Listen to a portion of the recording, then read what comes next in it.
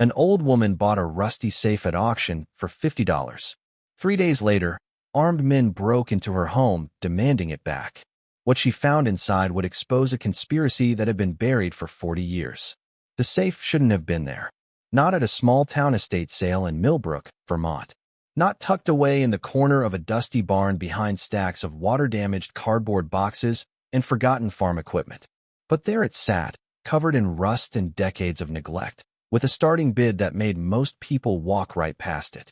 Evelyn Rosewood had been attending estate sales every weekend for the past 18 years. Ever since her husband Thomas passed away from a sudden heart attack, Saturdays had become her ritual. She'd wake up early, pour herself a cup of black coffee, check the local auction listings, and drive her pale green Volvo through the winding back roads of rural Vermont. She loved the hunt, the possibility that beneath someone's forgotten belongings might be a treasure nobody else could see. Over the years, she'd found remarkable things. A signed first edition of To Kill a Mockingbird buried in a box of pulp novels. A sterling silver tea set from the 1890s that she'd sold for nearly $2,000. An oil painting of a lighthouse that turned out to be the work of a minor but collectible maritime artist. Each find had given her a thrill, a sense of purpose that retirement from teaching high school English had taken away. But this Saturday felt different from the moment she arrived. The estate sale was being held at the old Carmichael property, a sprawling farmhouse that had sat empty for 3 years after the owner, Howard Carmichael, died without any living relatives. The county had finally cleared the legal hurdles to auction off everything inside. The house was a time capsule, untouched since the 1980s. Rotary phones still hung on the kitchen walls. A console television set dominated the living room. Shelves were packed with porcelain figurines and Reader's Digest condensed books. Evelyn wandered through the rooms with her usual careful eye, noting items of potential value. A set of Depression-era glassware. Some hand-carved wooden decoys. A collection of vintage postcards. But nothing that made her pulse quicken. Nothing that whispered, "Take me home." Then she walked into the barn. The auctioneer, a heavy-set man named Dale Patterson, was moving quickly through lot after lot. Rusted tools. Broken furniture. Boxes of auto parts. The crowd was thin here. Only a handful of dealers and curiosity seekers bothering to follow him into the dusty, cobweb-filled space. Dale gestured toward a corner where a large object sat beneath a dirt-streaked canvas tarp. Next up, Lot 73. Antique safe, manufacturer unknown, condition as is. No key, no combination, no guarantee it opens. Sold where is, buyer responsible for removal. He yanked the tarp away with practiced efficiency, revealing a hulking safe that stood nearly 4 feet tall. The metal was covered in oxidized rust, orange and brown, and flaking in places. The dial was tarnished brass. The handle was thick and solid, frozen in place by time and corrosion.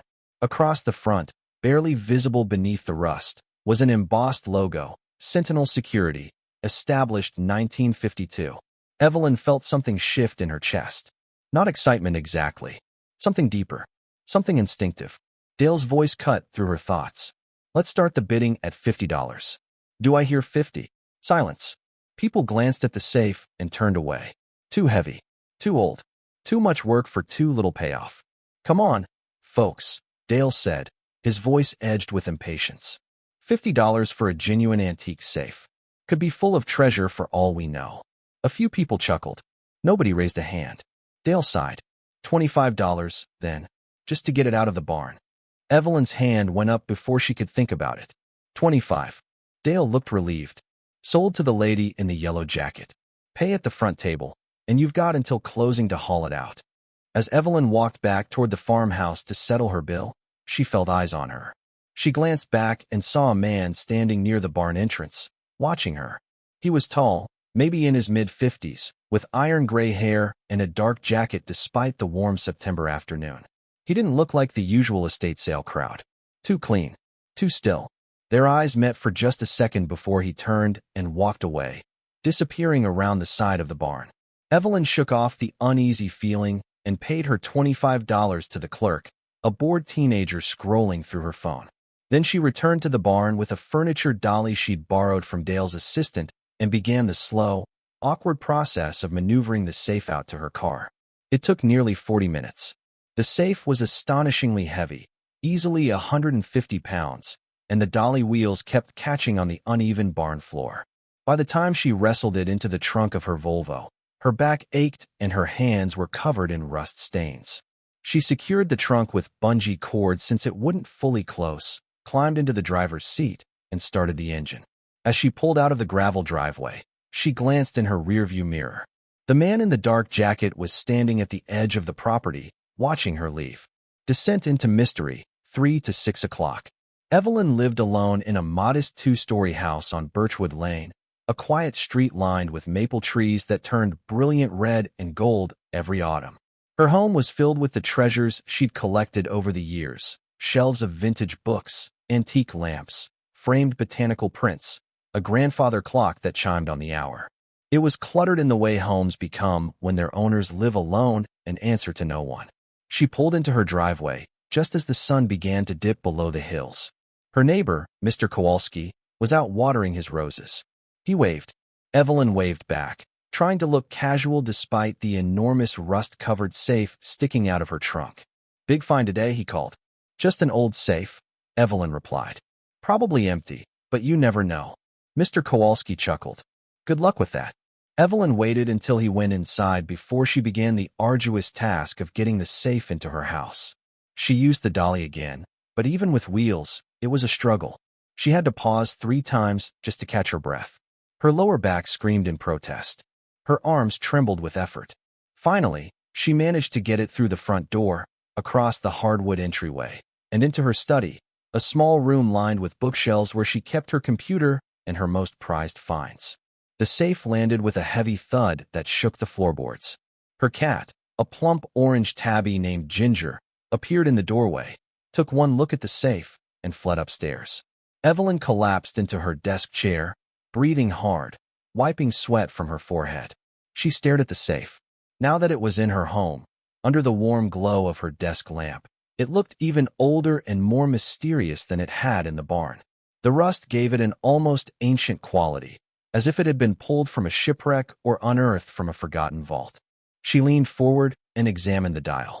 The numbers were still visible, 0 through 99, arranged in a circle around the tarnished brass face.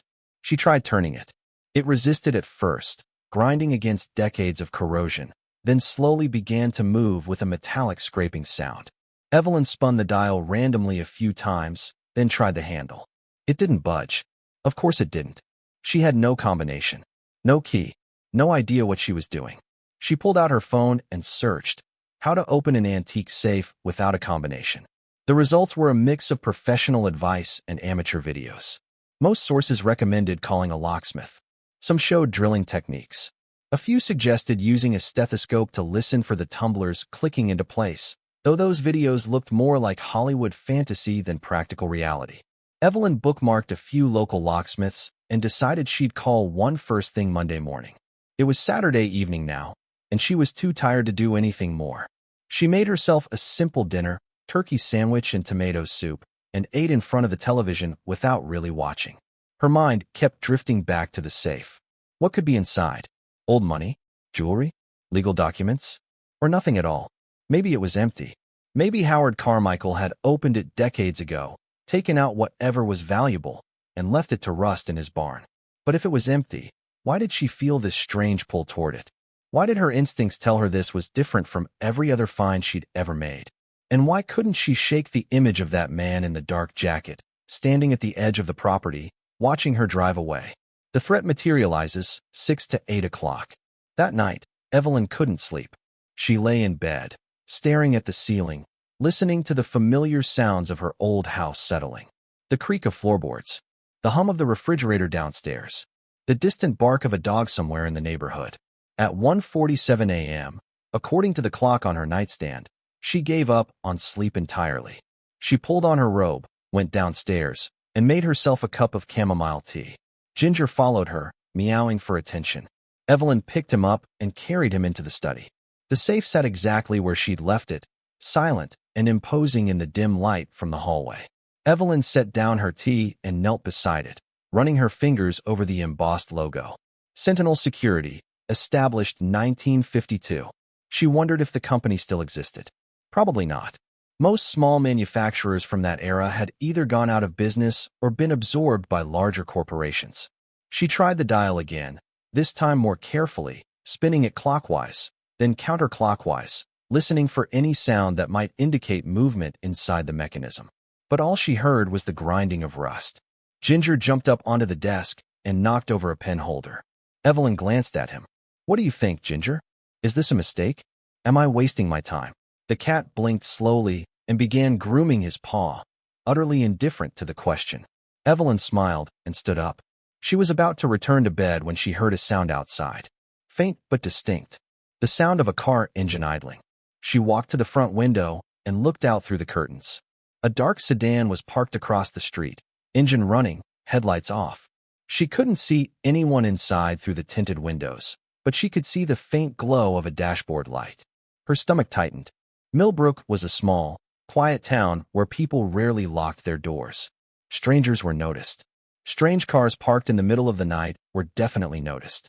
Evelyn watched for a full minute. The car didn't move. Nobody got out.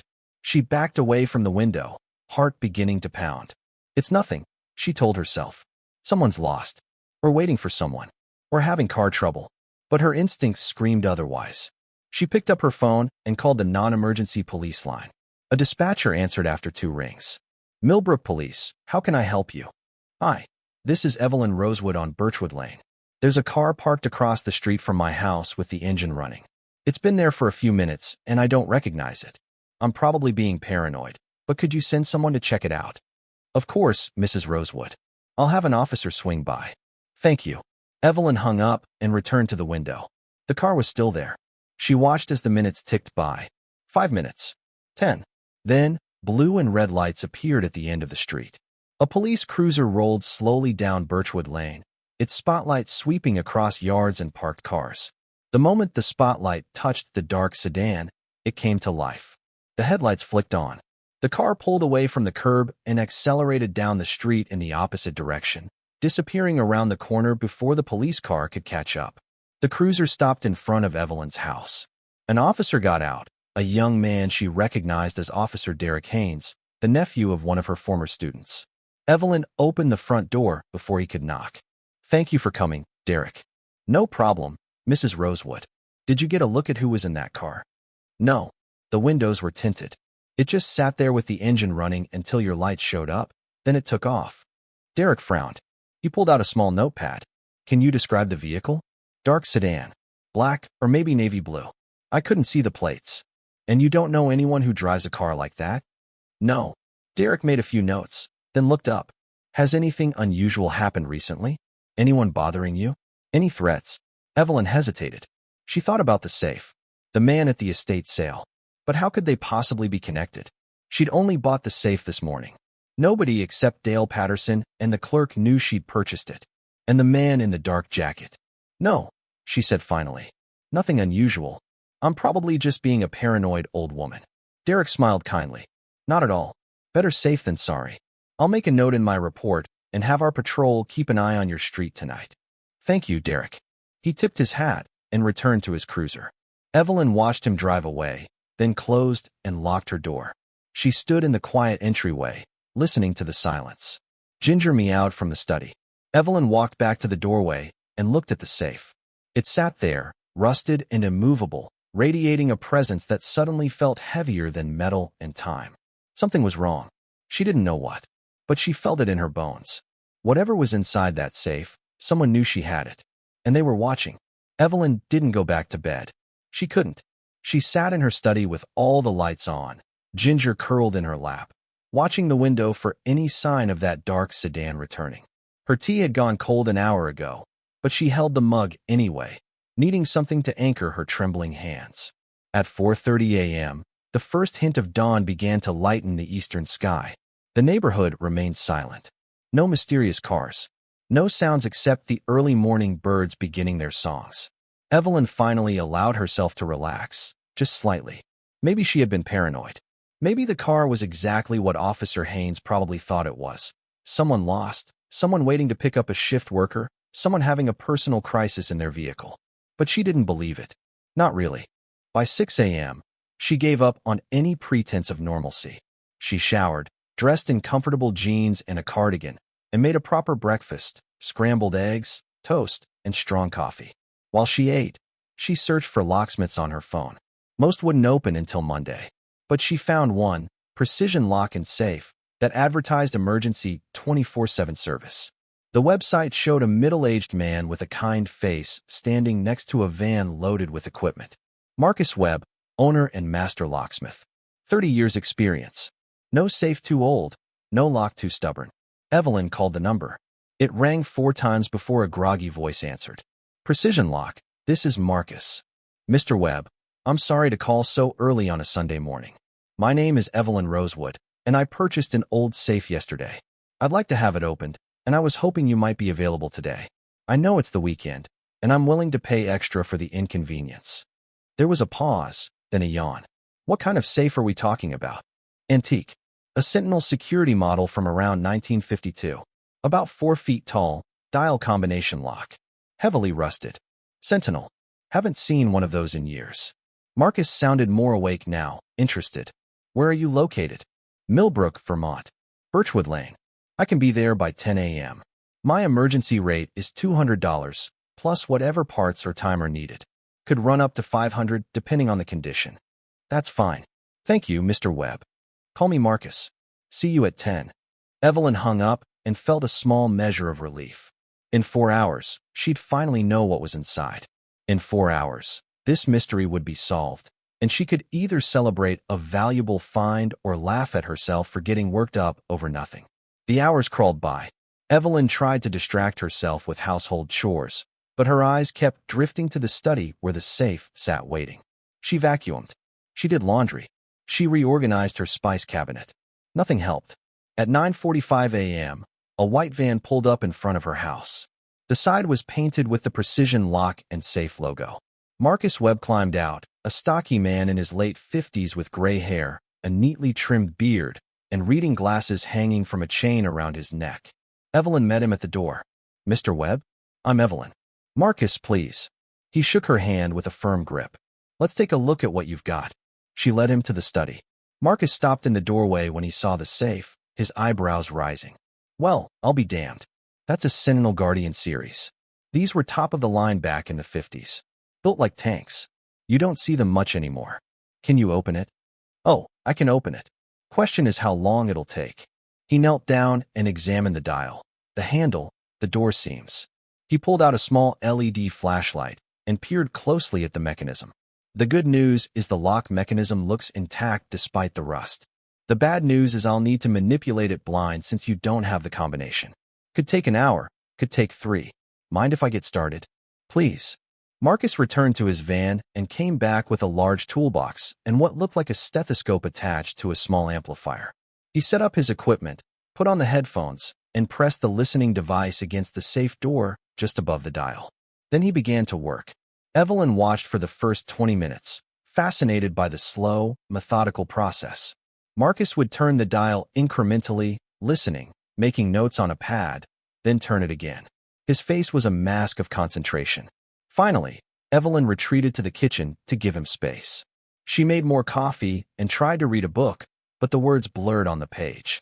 Her mind wouldn't focus. Every few minutes, she'd hear Marcus murmuring to himself or the sound of the dial turning. At 11:15, Marcus called out, Mrs. Rosewood? I think I've got it. Evelyn practically ran to the study.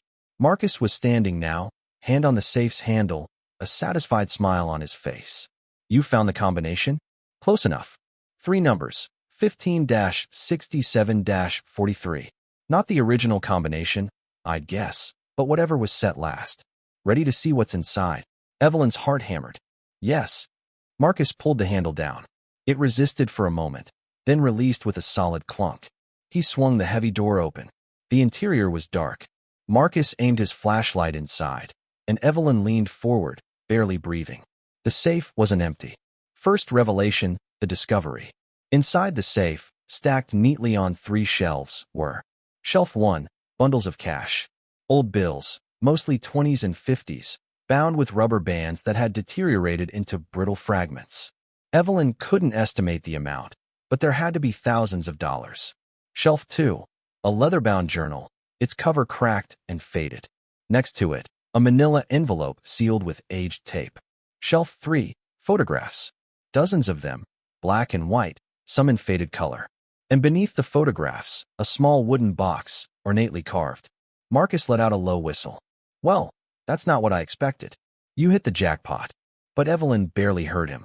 Her eyes were fixed on the photographs. She reached in with trembling hands and pulled out the stack. The first photo showed 5 men standing in front of a building. They were dressed in suits, 1970s style judging by the wide lapels and patterns. They were smiling, arms around each other's shoulders. One of them looked familiar, though Evelyn couldn't place why. She flipped to the next photo.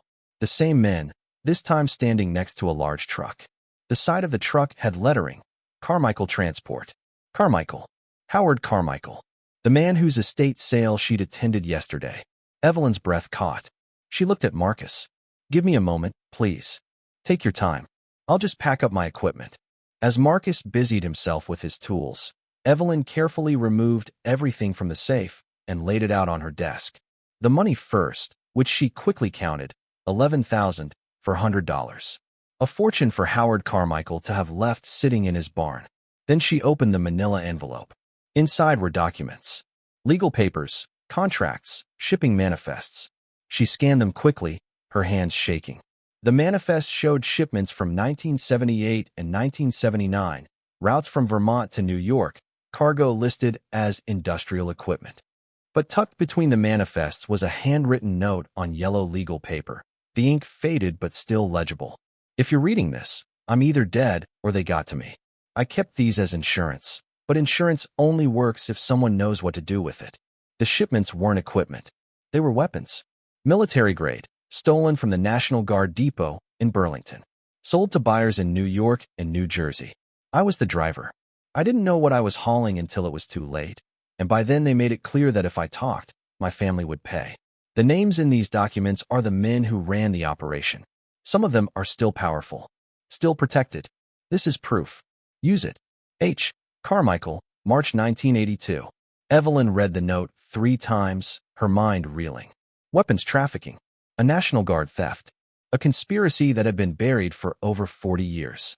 She looked at the photographs again, studying the faces. Then she opened the leather journal. The first entry was dated April 3rd, 1978. Started work with Carmichael Transport today. Good pay, simple routes. Boss seems fair. Might finally be able to save up for that house. The entries continued, ordinary accounts of a truck driver's life, until November 1978. Something's wrong. The shipments don't make sense. We're picking up from military facilities in the middle of the night. No paperwork. No manifests. Boss told me not to ask questions. Said I'm paid to drive, not think. December 1978. Saw what we've been hauling. Crates full of rifles. Ammunition. Heavy ordnance. This isn't legal. This is theft. Federal crime. But when I tried to quit, they threatened me. Said they'd hurt Linda and the kids. I'm trapped. The entries became more desperate, more paranoid. Howard wrote about sleepless nights, about watching his house for suspicious cars, about the fear that ate at him daily. The final entry was March 1982. I'm getting out. Moving west, changing my name. They think I'm dead, and I'm going to keep it that way. I've kept copies of everything and hidden them where no one will think to look. If they come for me, at least there will be a record. At least someone might find the truth. Evelyn's hands shook as she closed the journal. Howard Carmichael hadn't died in Vermont 3 years ago. He'd been living under his original name, thinking he was safe, thinking the past had stayed buried. But he'd kept the evidence all these years, locked in a safe that sat in his barn. And now Evelyn had it. Marcus cleared his throat. All set, Mrs. Rosewood. That'll be $300 for the job. Cash or check? Evelyn looked up at him, her mind still spinning. Check. Give me just a moment. She quickly gathered the photographs and documents, putting them back into the envelope, and placed it in her desk drawer. The money she left on the desk. She wrote Marcus a check with trembling hands. Thank you, Marcus. You've been very helpful. He pocketed the check and tipped an imaginary hat. Pleasure doing business. If you need anything else, you've got my number. She walked him to the door, watched him load his equipment into the van, and waved as he drove away. The moment he was out of sight, she locked the door, drew the curtains, and returned to the study. She spread the documents out again, her mind racing. What was she supposed to do with this? Call the police? Call the FBI? These crimes were decades old. Were they even still prosecutable? And more importantly, who else knew about this safe? Who had been in that car last night? As if in answer, her phone rang. The caller ID showed unknown number. Evelyn's stomach dropped. She let it ring twice more before answering. Hello. A man's voice, smooth and calm. Mrs. Rosewood. My name is Clifton Hayes. I believe you have something that belongs to my client. Evelyn's blood turned cold. I don't know what you're talking about. The safe you purchased yesterday at the Carmichael estate sale. We're prepared to offer you $10,000 for it and its contents. No questions asked. Consider it a generous finder's fee. How did you get my number? That's not important. What's important is that you understand the situation. You've stumbled onto something that doesn't concern you. You can walk away right now with a substantial profit, or you can make this difficult. I strongly advise the former. Evelyn's fear began to transform into anger. If this doesn't concern me, why are you offering me money? Why were your people watching my house last night? A pause. You're a retired schoolteacher, Mrs. Rosewood. You live alone except for a cat. Your children live out of state. You have a comfortable but modest life. Why would you want to complicate that? The threat was clear. Evelyn's hands balled into fists. Get off my property and stay away from my house, or I'm calling the police. The police can't help you. Think about my offer. I'll call back in 24 hours for your answer. The line went dead. Evelyn stood frozen, phone clutched in her hand, heart pounding so hard she could hear it in her ears. They knew who she was. They knew where she lived. They knew she was alone. But they didn't know that she'd already opened the safe. They didn't know she'd seen the evidence. And they didn't know that Evelyn Rosewood, who had raised 3 children by herself, who had survived cancer twice, who had faced down belligerent parents and hostile administrators for 30 years as a high school teacher, was not a woman who scared easily. She picked up her phone and dialed a different number. Millbrook Police Department. I need to speak with Detective Sarah Brennan. Tell her it's Evelyn Rosewood, and it's urgent.